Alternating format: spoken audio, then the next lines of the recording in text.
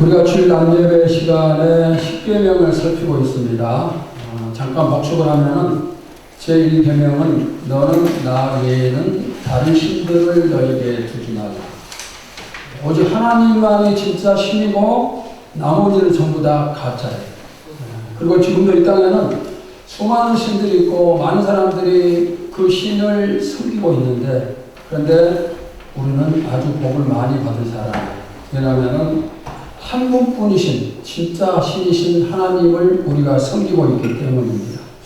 그 다음에 두 번째 계명은 우상 숭배에 대한 내용입니다. 우상이나 형상을 만들지 말고 거기에 절하지 말라, 이런 내용인데, 우상이 무엇입니까? 하나님이 아닌 다른 것을 섬기는 것이 우상입니다.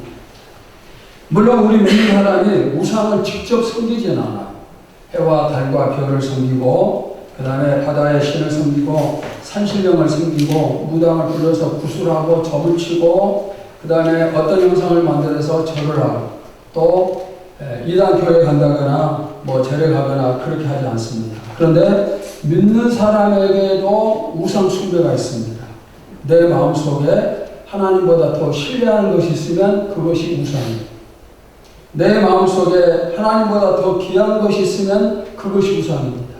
내 마음속에 하나님보다 더 사랑하고 더 좋아하는 것이 있으면 그것이 우상입니다. 우리가 하나님을 섬기면서 이렇게 얼마든지 우상을 숭배할 수가 있는데, 두 번째 계명에서는 그런 짓을 하지 말라, 이렇게 말씀을 하고 있습니다. 그 다음 제3계명은 여호와의 이름을 망령되이 일컫지 말라, 바로 그런 말씀입니다. 하나님의 이름을 우리가 어떻게 사용을 해야 되는가, 그런 내용인데, 하나님의 이름이 얼마나 귀하면은, 또 얼마나 중요하면은 10계명에까지 바로 이러한 내용을 포함을 시켰을까, 바로 이제 생각을 할 수가 있는데, 예수님께서도 마찬가지예요. 우리에게 주기도문을 말씀하시면서 맨 처음 주기도문 시작은 하나님의 이름이 거룩히 여김을 받게 해달라, 기도의 시작이에요. 이처럼 하나님의 이름이 아주 소중한 것입니다. 아주 중요한 것입니다. 그러면은 왜 이름을 이토록 귀하게 여기는가? 하나님의 이름을 부르는 것은 하나님의 존재를 의미하는 거예요. 이름만 그저 단순하게 부르는 게 아니고 하나님의 존재를 의미하기 때문에, 그래서 하나님의 이름을 거룩하게 하는 것이 하나님을 존중하는 것이 된다는 사실입니다. 그 다음에 네 번째 계명은 안식일을 기억하여 거룩하게 지키라는 말씀입니다. 여러분, 안식일 하면 무엇이 생각납니까? 우리 믿는 사람도 안식일을 공휴일 정도로 생각을 해요. 그냥 편히 쉬면서 놀고 먹는 날, 이 정도로 이해를 하는데, 그런 차원이 아니에요. 구약시대에 안식일을 지켰다면 지금 신약시대에는 주일을 지키고 있습니다. 예수님께서 십자가를 지시고 부활하셨습니다. 그리고 주일 새벽, 부활하신 날이 바로 주일 새벽, 일요일 새벽에 부활을 하셨기 때문에 그때부터 안식일이 주일로 바뀌었습니다. 또 십계명에서 일주일 중 하루를 쉬라는 명령이 내려졌습니다. 그게 바로 안식일의 개념인데, 이때 이스라엘 백성들은 어떤 상황이었는가? 그들은 조상 때부터 약 400년이 넘는 기간 동안 이집트에서 종노릇을 했어요. 매일매일 종노릇을 하면서 그들의 소원은 우리가 1년에 하루만이라도 쉬어보는 것이 소원이다, 그런 소원을 가졌을 겁니다. 그런데 하나님이 그들에게 말씀을 하십니다. 너희는 안식일을 기억하여 쉬어라, 이렇게 말씀을 하세요. 이스라엘 백성에게 일주일 중 하루를 쉬라는 말씀은 얼마나 기쁜 소식인지 모릅니다. 그런데 예수님의 부활은 이것과는 비교할 수 없는 더 큰 기쁨의 소식입니다. 안식일이 육체적인 노동으로부터 일주일에 하루를 쉬는 날이라고 한다면, 부활은 우리에게 영원한 안식을 주는 사건이에요. 부활은 하나님의 구원 계획이 완성된 것입니다. 이 땅에서 조금 쉬는 게 아니라 천국에서 영원히 쉰다는 그런 의미가 있어요. 이처럼 주일이 안식일보다 훨씬 더 큰 의미가 있습니다. 그래서 우리를 향해서 주일을 거룩하게 지키라, 이렇게 말씀을 하십니다. 주일은 주님의 날, 주님이 주일의 주일입니다. 네, 여러분들은 주일을 항상 주인 되신 예수님께 드리시기를 축원합니다. 그 다음에 제5계명은 내 부모를 공경하라. 우리가 지난주부터 오늘까지 2주에 걸쳐서 이 계명을 살피는데, 지난 시간에는 하나님의 아버지 되심에 대해서 살폈습니다. 성경이 믿는 사람과 하나님과 여러 표현이 있는데 먼저는 왕과 백성의 표현입니다. 하나님은 우리의 왕이고 우리는 그분의 백성입니다. 그 다음에 목자와 양의 관계입니다. 하나님은 우리의 목자가 되셔서 푸른 초장과 잔잔한 물가로 우리를 인도하시고, 또 하나님은 우리와 관계, 주인과 종의 관계. 하나님이 우리의 주인이시고 우리는 그분의 종. 그래서 우리는 주인 대신 하나님께 순종을 해야 됩니다. 그런데 가장 중요한 관계가 한 가지 있어요. 바로 아버지와 자식의 관계. 천지를 창조하신 하나님, 그리고 우리를 아들을 십자가에 모셔다가 구원시켜 주신 그 하나님, 그 하나님이 나의 아버지. 이 사실보다 더 큰 축복이 어디 있을까요?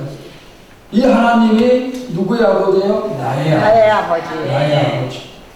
우리는 하나님의 자녀답게 부끄럽지 않는 자녀의 삶을 살기를 바랍니다. 진심으로 하나님을 사랑하는 자녀가 되기를 바랍니다. 자, 여기까지가 지난 시간까지 살핀 십계명의 내용이고, 오늘은 내 부모를 공경하라 두 번째 시간으로 육신의 부모 공경에 대해서 살피도록 하겠습니다. 사람은 크게 두 가지로 관계를 맺습니다. 하나는 하나님과의 관계, 수직의 관계, 또 하나는 이웃과의 수평의 관계입니다. 그런데 이 두 가지의 관계 중에서 더 중요한 관계는 수직의 관계입니다. 그래서 우리는 먼저 하나님과 좋은 관계를 유지해야 되고, 그 다음에는 이웃과 좋은 관계를 유지를 해야 됩니다. 그런데 이 이웃과의 관계에서 첫 번째로 나오는 계명이 뭡니까? 부모를 공경하라. 부모를 공경하라. 첫 번째 계명. 첫 번째로 나왔다는 것은 우리 인간관계에서 가장 중요한 것이 바로 부모를 공경하는 것임을 보여주는 겁니다. 부모 공경에 성공한 자식이 이웃과의 관계에서도 성공할 수 있어요. 십계명을 요약하면 이렇게 요약할 수가 있어요. 하나님 관계에 성공한 사람이 부모를 공경할 수 있고, 부모를 공경한 사람이 이웃과의 관계에서 성공할 수가 있어요. 오늘 말씀을 통해서 부모 공경이 더욱더 잘 이루어지기를 주님의 이름으로 축원합니다. 자, 그러면 첫 번째, 부모의 권위를 한번 살펴보겠습니다. 부모의 권위는 어떤 권위인가? 내 부모를 공경하라. 여기서 공경이라는 단어의 뜻은 무겁다는 뜻이에요. 아주 무겁다는 뜻입니다. 부모를 정말 무겁게 여기라, 그런 뜻이에요. 부모의 존재, 부모의 말을 무시하지 말아라. 가볍게 여기지 말라, 그런 뜻이고, 또 이 공경 속에는 가볍게 여기다, 그런 뜻이 있어요. 부모를 보석처럼 귀한 존재, 값비싼 보석처럼 여기라는 거예요. 레위기 19장 3절의 말씀 봅시다. 시작. 너희 각 사람은 부모를 경외하고 나의 안식일을 지키라. 나는 너희의 하나님 여호와이니라. 여기 말씀에서도 너희 각 사람은 부모를 어떻게 하라? 경외하라. 그런데 여러분, 이 경외라는 단어는 성경에서 오직 하나님께만 사용되는 단어. 하나님께만 사용되는 이 경외라는 단어가 지금 누구에게 사용되고 있죠? 부모에게도 사용되고 있습니다. 부모를 경외하고 그랬습니다. 이렇게 하나님께 사용된 단어가 부모에게도 사용된다는 것은 부모의 권위가 얼마나 높은 것인지를 보여주는 그런 말씀이에요. 하나님을 경외하는 것처럼 우리 부모를 경외를 해야 돼요. 그러면 성경이 부모를 왜 이토록 높게 평가를 하는가? 하나님이 세상을 존재하게 하는 존재의 근원인 것처럼 부모는 자식을 존재하게 하는 근원이에요. 하나님 없이 세상이 존재할 수 없는 것처럼 부모 없이 자식이 존재할 수가 없습니다. 부모는 하나님의 창조 사역에 동참하는 생명의 통로예요. 부모를 통해서 생명이 탄생을 해요. 하나님이 아담과 하와를 창조하신 후에 생육하고 번성하여 땅에 충만하라고 명령을 하셨습니다. 그리고 생육 번성할 수 있도록 부모를 통해서 새로운 생명이 계속 탄생되게 하시는 거예요. 오늘 내 생명은 부모를 통해서 나에게 선물로 주어졌습니다. 하나님이 내 생명을 주시기 위해서 부모를 택하셨어요. 그리고 그 부모를 통해서 우리가 탄생을 했어요. 내 생명의 통로가 된 부모에 대한 공경은 자식의 마땅한 자세입니다.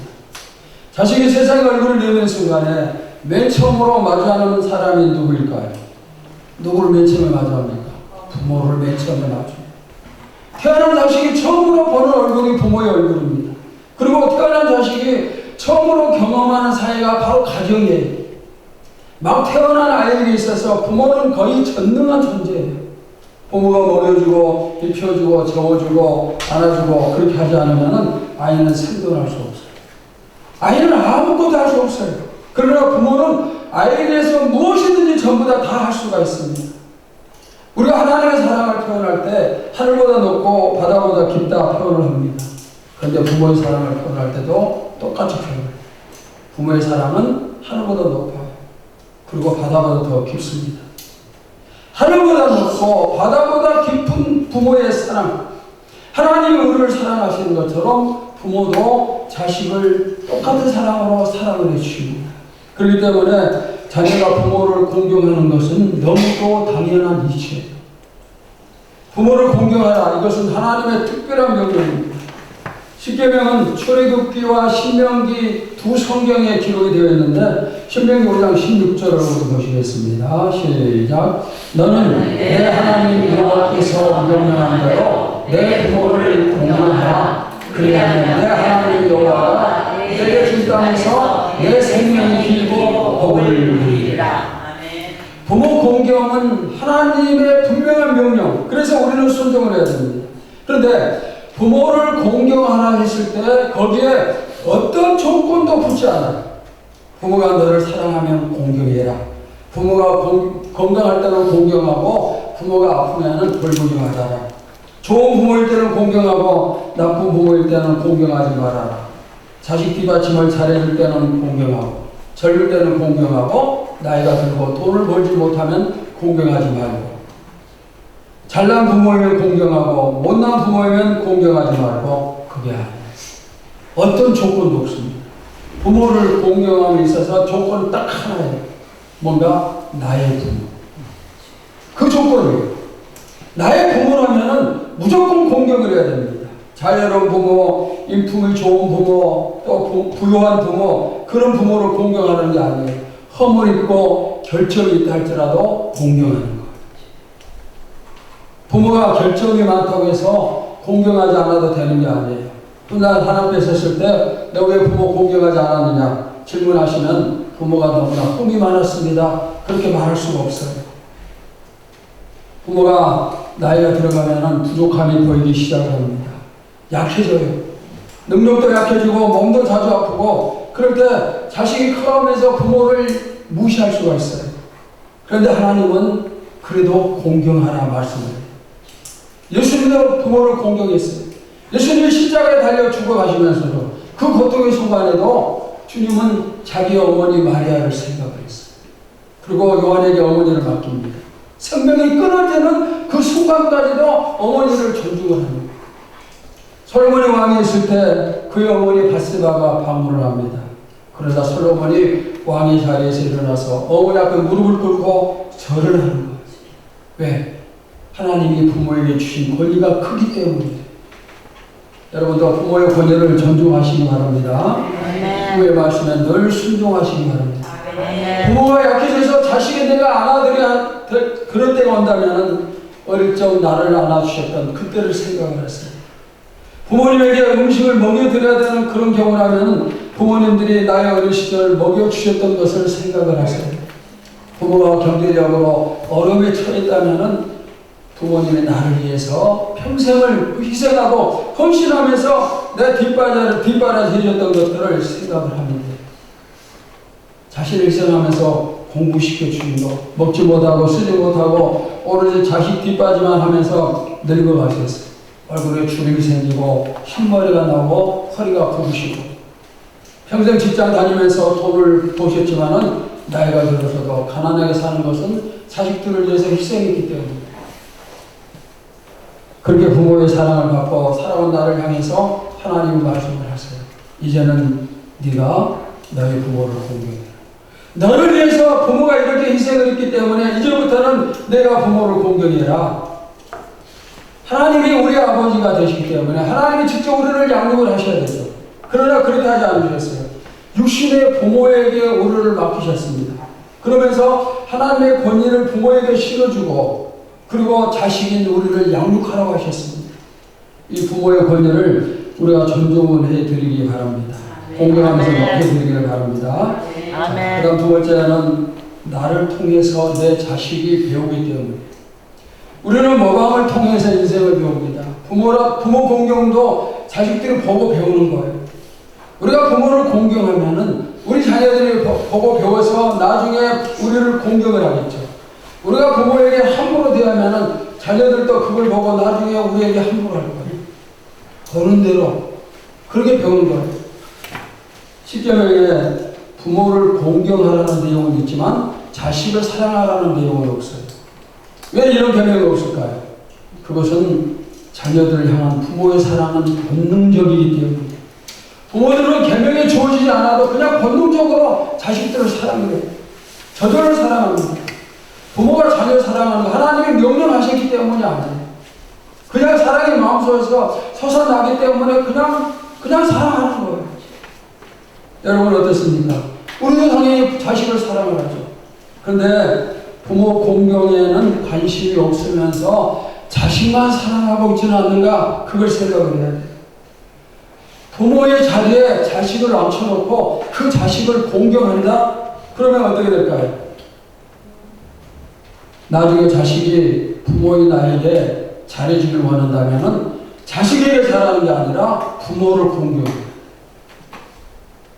부모를 공경을 할 때 자식이 그걸 보고 배우는 거예요. 만약에 내가 부모는 공경하지 않고 자식만 공경하면은 나중에 우리 자식이 또 그렇게 나에게 똑같이 합니다. 요즘 같은 세상에서 특별히 나이가 드신 분들에게 잘 해드려야 될 것 같죠.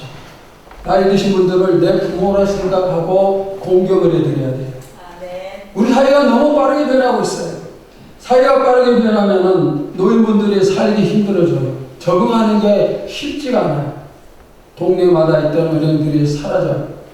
젊은 사람들은 인터넷 또는 스마트폰으로 은행 업무를 보기 때문에 편리하지만 나이 드신 분들은 은행까지 걸어가야 돼요. 식당에서도 음식을 주문을 받는데 이제 주문받는 사람이 없어졌어요. 키오스크라는 것을 통해서 주문을 해야 되는데 나이가 드신 분들은 그 기계를 어떻게 사용하는지 잘 몰라요. 그러니까 식당에 가서 음식 사 먹는 것도 너무너무 힘들어요. 대중교통을 이용하는 것, 택시를 타는 것도 쉽지 않아요. 옛날에는 택시 지나가면 손 들면 택시가 섰어요. 그런데 지금은 그런 택시가 없어요. 스마트폰으로 호출해야 택시가 오는 그런 세상. 젊은 사람들에게는 편리하지만은 나이가 드신 분들에게는 살기 힘든 사회가 되겠어요. 이럴 때 젊은 사람들이 노인분들을 부모라 생각하고 도움을 주면 좋겠죠. 노인들에게는 따뜻하고 친절한 그런 도움이 필요해요. 그리고 우리가 왜 그렇게 해야 되는가? 심는 대로 거둔다는 말씀이 있어요. 여러분이 모르는 낯선 분이지만 나이가 드셨기 때문에 도움을 준다면 여러분의 부모들도 도움이 필요할 때 다른 사람이 도움을 주고 있죠. 심는 대로 거두는 거예요. 지하철이나 버스에서 노인분이 탈 때 벌떡 일어나 자리를 양보하는 젊은 사람들이 있습니다. 그리고 그 사람을 보면서 저 사람 부모가 교육을 참 잘 시켰구나 이렇게 생각을 합니다. 반대로 어떤 젊은이들은 노인네가 출근 시간에 친절했을 것이지 하면서 양보하기는커녕 속으로 손가락질을 하죠. 그런데 노인분들도 그 시간에 할 일이 있어서 지하철을 타는 거예요.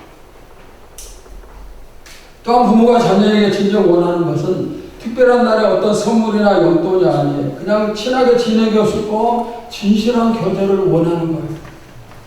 어린 시절에 아이들에게 부모는 가장 좋은 친구였습니다. 부모와 함께 놀았고 함께 즐거워했고 함께 마음을 나눴어요. 그런데 자식이 성인이 되면서 자기 앞가림을 하느라 부모가 뒷전이에요.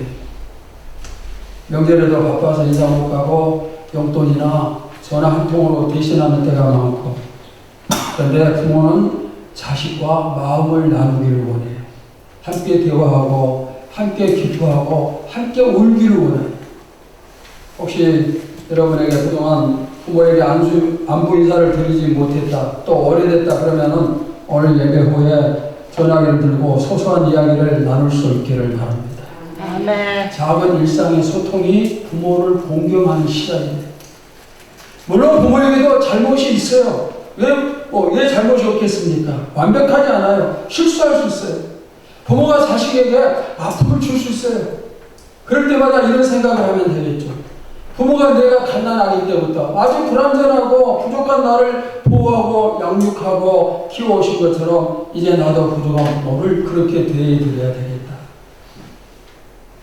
부모의 부족함과 연약함을 수용을 해주고 돌봄을 실천할 때 그것이 하나님이 기뻐하시는 공경이 됩니다. 나이가 들면 어린아이가 된다는 말을 합니다. 별것 아는 일에 아주 소소한 일에도 섭섭한 마음이 들기도 해요. 자녀들이 그런 걸 생각할 때는 부모의 생각이 유치해져요. 부모가 말하는 내용이 유치해지고. 그러나 나에게도 어릴 적에 유치한 면이 있었어요. 내가 유치한 어렸을 때 부모가 전부 다 나를 감싸고 내가 부모에게 하는 것을 보고 자식들도 나에게 그대로 행해.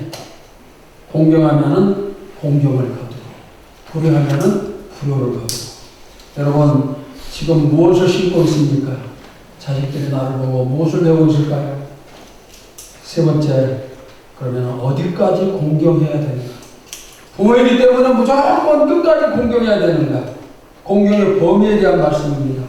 에베소서 6장 1절입니다. 시작. 자녀들아 주 안에서 너희 부모에게 순종하라. 이것이 옳으니라. 여기 말씀에 공경의 범위가 나옵니다. 공경의 범위가 무엇이죠? 순종하라. 주 안에서. 예를 들어서 부모가 너 교회 나가지 마, 교회 다니면 너 혼내, 그렇게 말을 했을 때 그런 말은 듣지 않아도 된다는 거예요. 그런 말을 따르는 건 그게 공경이 아니라는 거예요. 부모가 배고프다고 도둑질해 이렇게 얘기한다고 해서 따르면 안 된다는 겁니다. 하나님이 원치 않는데 사단이 원하는 것을 하라면 그것은 공경이 아니에요. 주 안에서를 다른 말로 바꾸면 성경 안에서 이렇게 표현할 수 있어요. 성경 안에서 성경에 말하는 내용을 가지고 우리가 순종하고 공경을 해야 돼요. 성경을 벗어나고 성경 바뀔 것을 요구하면 따를 필요가 없는 거예요. 여러분, 하나님이 우리의 최고의 부모고 최고의 권위자예요. 육신의 부모는 하나님 밑에 있는 권위자고 하나님 밑에 있는 부모예요. 이걸 잘 알아야 돼요. 우리의 진짜 부모는 하나님이시고 육신의 부모는 임시 부모예요. 우리를 이 세상에 태어나게 한 임시 부모이지 영원한 부모가 아니에요. 진짜 부모는 누구예요? 하나님. 최고의 권위는 누구예요? 하나님. 부모의 권위는 하나님 밑에요. 그렇기 때문에 하나님의 권위와 부모의 권위가 부딪힐 때는 우리는 당연히 누구의 권위를 따라야 됩니까? 하나님의 권위를 따라야 돼요. 이것이 바로 뭐예요? 주 안에서. 주 안에서가 그런 내용입니다. 누구도 하나님의 권위를 침범할 수 없어요. 부모가 우리를 이 세상에 태어나게 해준 생명을 준 그런 은인이지만 그렇다고 해서 하나님의 권위를 버리고 하나님의 명령을 버리고 부모를 따를 수는 없어요. 이 사실을 우리가 분명히 알아야 돼요. 그래서 육신의 부모가 성경과 다른 것을 요구한다면 그것은 우리가 거절을 해야 돼요. 그런데 거기에도 지혜가 있어야 돼요. 우리가 거절해야 될 때도 그냥 성경과 다르다고 해서 큰 소리치고 화내면서 거절하는 게 아니고 부모의 권위를 존중하면서 지혜롭게 거절하는 거지. 성경에 보면 그런 부분이 많이 나와요.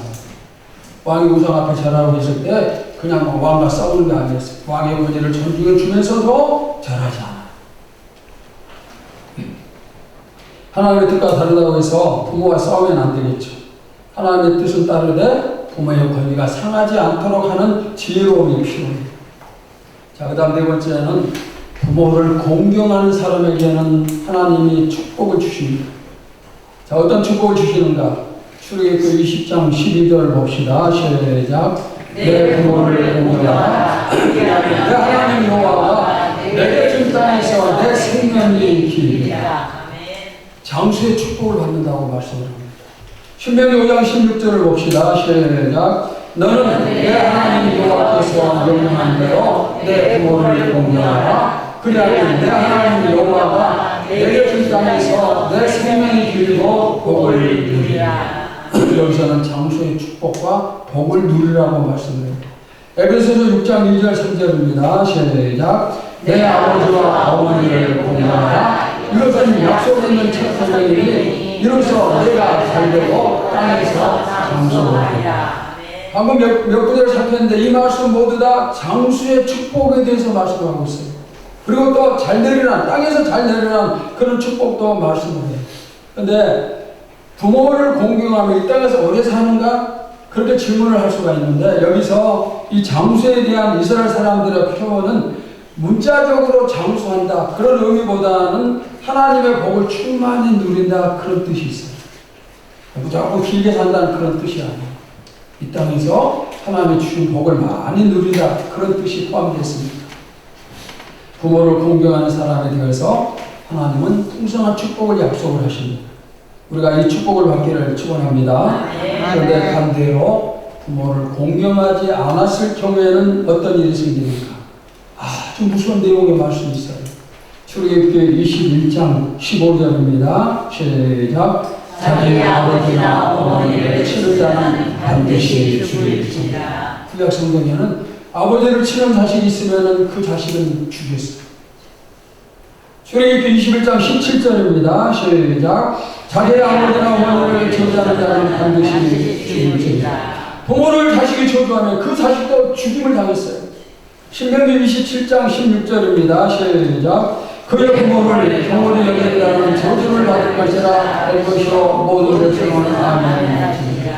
부모를 가볍게 여기면 저주를 받아요. 자식들. 잠언 19장 26절입니다. 시작. 아비를 구하고 어미를 쫓아내는 자는 부끄러움을 끼치며 능력을 부르는 자식입니다. 어머니와 아버지를 구하고 쫓아내면 부끄러움을 당하는 자식이 돼요. 잠언 30장 17절입니다. 시작. 아비를 경호하며 어미 순종하기를 싫어하는 자의 눈은 골짜기에 까마귀에게 쫓이고 독수리 새끼에게 먹히리라.